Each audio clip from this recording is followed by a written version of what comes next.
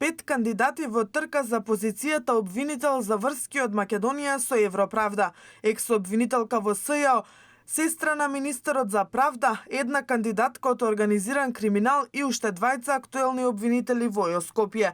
Министерот за правда Никола Тупанчевски го има последниот збор откако републичкиот обвинител Љубомир Јовески ќе одлучи кој од 5 кандидати ја заслужува оваа позиција.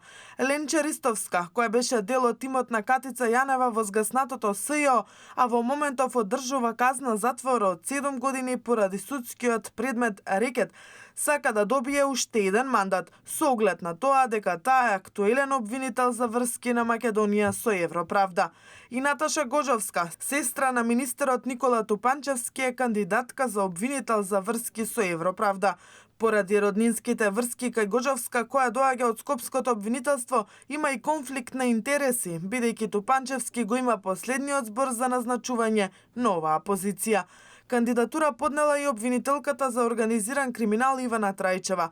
Таа според годишниот распоред беше прва заменичка на обвинителката Вилма Русковска, а остана да му биде и прва заменичка на Ислама Бази. Трајчева, откако беше реизбрана за обвинител на истата позиција, доби кривична пријава од екс-директорот на финансова Арафат Муарими.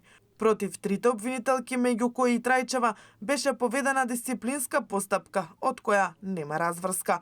Уште двајца колеги на Ристовска и Гожовска во Скопското јавно обвинителство аплицирале за обвинителската позиција за врски со Европравда. Дејан Петрески и Александар Марковски. Петрески е кадар на Академијата за суди и јавни обвинители и беше заменик обвинител вечерта кога изби пожарот во Тетовската модуларна болница. Името на обвинителот Марковски не се поврзува со ниту еден поголем предмет за кој знае јавноста.